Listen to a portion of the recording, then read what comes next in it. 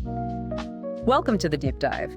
We unpack earnings calls, getting you the essential insights you need fast. That's right. Today, we're dissecting the Q2 2025 earnings call for Ally Financial. Yep, Ally. Our mission, to pull out the most important nuggets from their recent performance and, their future outlook. We want to help you understand how this financial institution is navigating things right now. A lot going on there, definitely. So let's kick off with the headline numbers.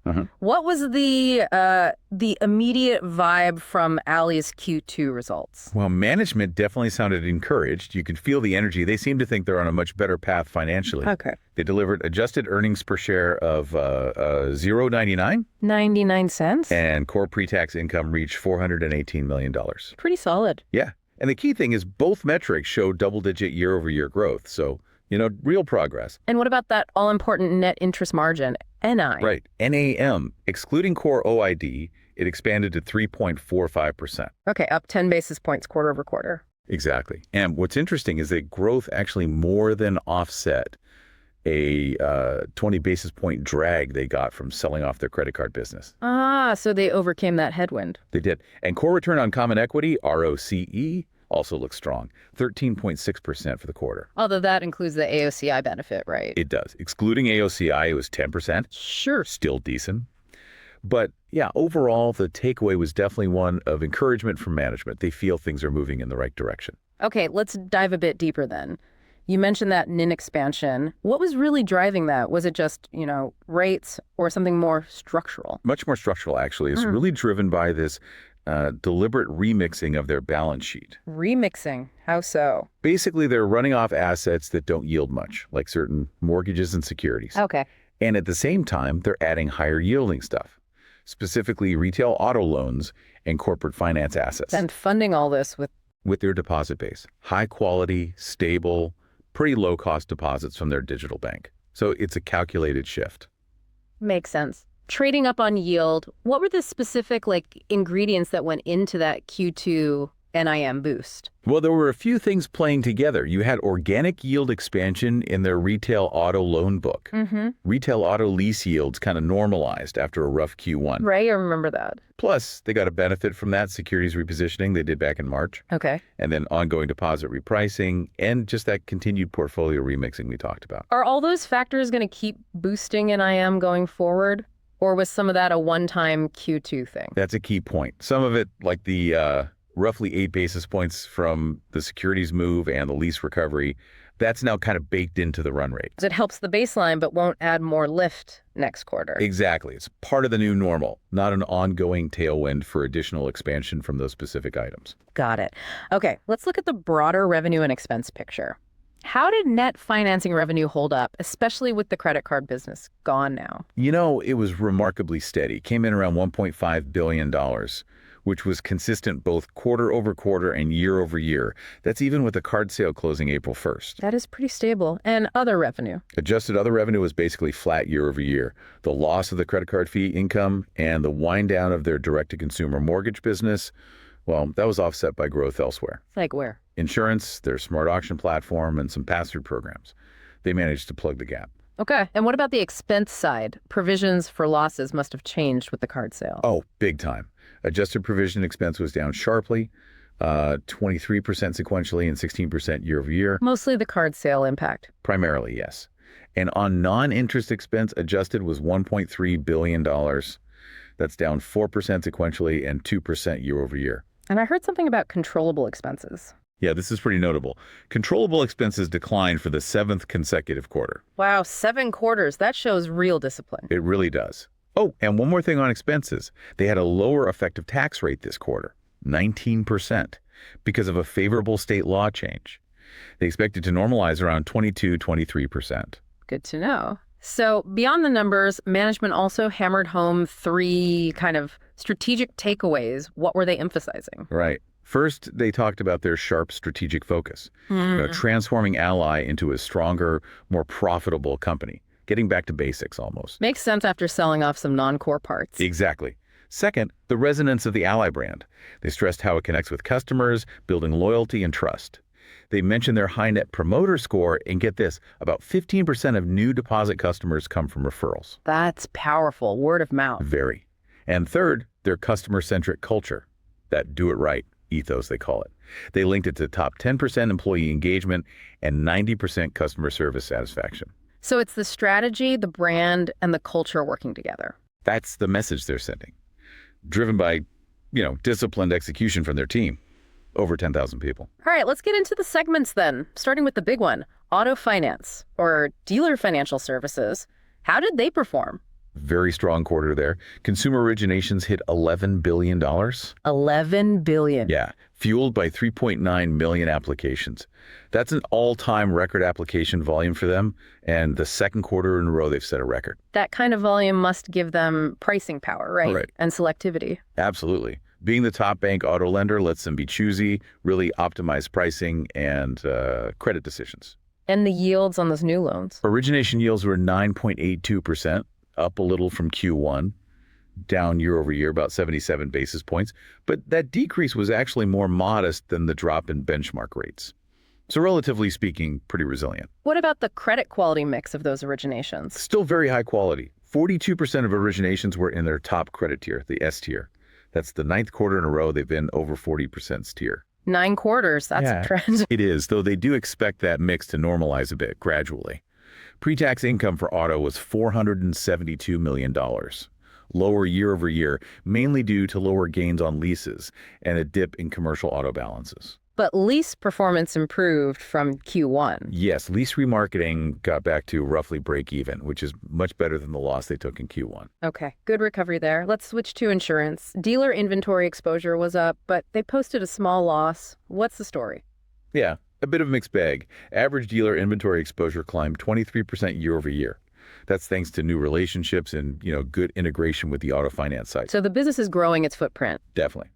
They support 7,000 dealers now, have 3.9 million active policies. That's over 1 million more policies since their IPO. Huge growth. But the loss. Right. A small core pre-tax loss of $2 million. Basically, higher losses ate up the growth in premiums and investment income. Total written premiums were $349 million, up slightly year over year. What drove the higher losses? Weather. Not primarily weather, no. Their weather loss ratio is actually in line with the 5-year average, and their reinsurance helps a lot there. The main hit was a higher cost for renewing their annual excess of loss policy. Ah, a specific renewal cost. Exactly. If you exclude that, written premiums were actually up 6% year over year. So the underlying growth is still there, just masked by that one item this quarter. Okay, that clarifies things. What about corporate finance? Another strong quarter for them. $96 million in core pre-tax income. That translates to a really healthy 31% ROE. 31%, wow. Yeah. Net financing revenue up slightly sequentially. Their loan book, HFI loans, ended at $11 billion, up $1.3 billion year over year. And credit quality in that book? Very clean. No new non-performing loans, no new specific reserves. Criticized assets and non-accruals are near historic lows. They're really leveraging relationships with financial sponsors to find good, responsible growth. Sounds very disciplined. And lastly, the digital bank, still growing. Still growing, consistently. They're focused on that best-in-class digital experience.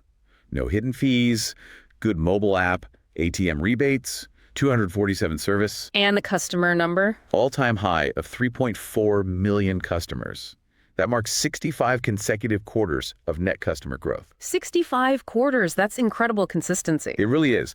They ended the quarter with $143 billion in balances, cementing their spot as the biggest all-digital bank. Okay, that paints a good picture of the business units. Let's shift back to the overall balance sheet, funding, and capital. How did deposits fare in Q2? Well, deposit balances were down about $3 billion quarter over quarter. Down. Is that concerning? Not really. It was actually in line with what they guided to back in April. Mostly just seasonal outflows related to taxes. Ah, tax season impact. Exactly. For the full year, they still expect balances to be relatively flat, which they say is enough to fund the asset side. And are they managing the cost of those deposits? They are. They lowered pricing on liquid savings by another 10 basis points in late June. They noted their cumulative beta, how much their rates move with the Fed, is about 70% since the Fed started easing in the back half of 2024. And the overall deposit mix, still heavily insured. Very much so. Deposits make up nearly 90% of their total funding, and 92% of those are FDIC insured. That speaks to strength and stability. That's a strong profile. And liquidity overall. Looks robust. Over $66 billion in available liquidity. That's almost 6 times their uninsured balances. Plenty of cushion. Okay, let's talk capital. CET1 ratio, the key measure, came in at 9.9%. What does that mean in terms of their buffer? It means they have a pretty significant buffer. That 9.9% represents over $4 billion in excess capital above their regulatory minimum, the SCB minimum. $4 billion excess. Yep. Now, the fully phased-in CET1, excluding AOCI, would have been 7.6%. The credit card deal helped too, adding 40 basis points total, with 20 BPs hitting in Q2. And they mentioned using CRTs, credit risk transfers. Right. They see CRTs as an efficient way to generate more excess capital. Basically, these transactions lower the risk weighting on certain loans, freeing up capital. They said they'll likely use these in the second half of the year. So, plenty of capital and tools to generate even more. What are they planning to do with it? Are buybacks coming soon? Their priorities haven't changed. Number one is deploying capital for accretive growth in their core businesses. Yeah. Number two is moving that CET1 level even higher. Okay. They did announce the regular quarterly dividend, 30 cents per share for Q3, same as before. But buybacks? Buybacks are still a key priority, especially, they said, at the current valuation. But the timing depends on getting CET1 even higher, seeing improved returns, and having consistent organic capital generation. So not immediately, but definitely on the radar. Exactly. And they were clear that the stress test results aren't the deciding factor for buybacks. It's more about that fully phased-in CET1 number and organic capital build. What about tangible book value? Adjusted tangible book value per share is $37, up 12% year over year. If you exclude AOCI, it's $48, which is up over 125% since 2014. Pretty significant growth there over the long term. Definitely. Okay, let's pivot to credit quality trends. The numbers looked better, right? Especially charge-offs. Yes, charge-offs improved. The consolidated net charge-off rate dropped to 110 basis points. That's down 40 basis points sequentially, 16 year over year. Again, largely thanks to the card sale. And in retail auto specifically? Retail auto NCO rate was 175 basis points, down 37 sequentially and 6 year over year. That's the second quarter in a row they've shown year over year improvement there. And you mentioned delinquencies earlier as a positive sign. Yeah, this was quite interesting. 30-plus day delinquencies all in were 4.88%. That marked the first year over year improvement in delinquencies they've seen since 2021. First time since 2021. That feels like a real inflection point. It could be. Delinquencies are usually a leading indicator for charge-offs, right? Yeah. So this reinforces a more constructive view on where losses might head in the near term. And it's tied to the loan vintages. Seems like it. They're seeing stable, consistent delinquency trends across the loans, originated in 2022, 2023, 2024, and now 2025. That benefit of vintage rollover, newer, better quality loans replacing older ones, seems to be genuinely playing out. So the credit picture is improving, but how are they thinking about reserves? Are they releasing reserves given these trends? Not releasing reserves, no. Consolidated coverage ticked up 1 basis point. Retail auto coverage held flat at 3.75%. So keeping coverage steady despite better trends. Exactly. They're balancing those favorable trends, the delinquency improvement, the better vintages, against the uncertain macro outlook. They specifically mentioned expecting unemployment to worsen. Prudent. Yeah, and they explicitly said they don't forecast reserve releases. And releases aren't built into their mid-teens return guidance. They're staying cautious. And are they doing anything actively to manage potential macro headwinds, like, say, student loan repayments starting up again? They definitely acknowledge the uncertainty, tariffs, student loans, general consumer health. They highlighted significant investments they've made in collections, using targeted digital tools to engage customers better and encourage payments. Being proactive. Okay, let's wrap up with their outlook and guidance. What are they projecting for NIM for the full year? They maintain the prior range of 3.4% to 3.5%. But importantly, they now see a path to the upper half of that range. Confidence is building there. Seems so. Of course, the big unknown is interest rate cuts, timing, and size. Cuts are actually a near-term headwind for them because of their asset sensitivity. Right. Their base case assumes 3 Fed cuts in the second half of this year, more in early 26. But they feel the full-year results should hit the guidance range regardless of the rate path.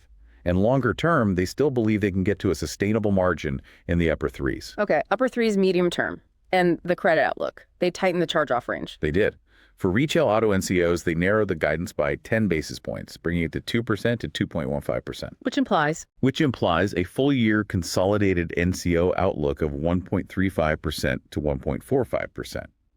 They're encouraged by the year-to-date trends and the Q2 delinquency numbers, but again, tempering that with macro caution. Still cautious despite the improvement. Right. They also noted NCO seasonality is kind of muted post-pandemic, so they expect smaller increases in the back half compared to historical patterns. And what about overall asset growth, average earning assets? They now expect balances to actually decline slightly, maybe around 2% year over year. Decline. Why is that? Mainly driven by commercial floor plan balances coming in lower than expected. Seems related to tariff uncertainty and just kind of choppy dealer inventory trends. Is that bad for Ally? Not necessarily. Lower floor plan balances can actually mean healthier dealer fundamentals and profits, which is good for Ally's partners. Interesting angle. So summing up the outlook, it feels like they've shored up capital and liquidity, reduced some key risks through those business sales. Right. POS lending, Yep. credit cards, they've de-risked quite a bit, enhanced their toolkit with CRTs. And that deposit platform remains a huge strength. Plus that ongoing cost discipline while still investing. Exactly. 7th straight quarter of lower controllable costs.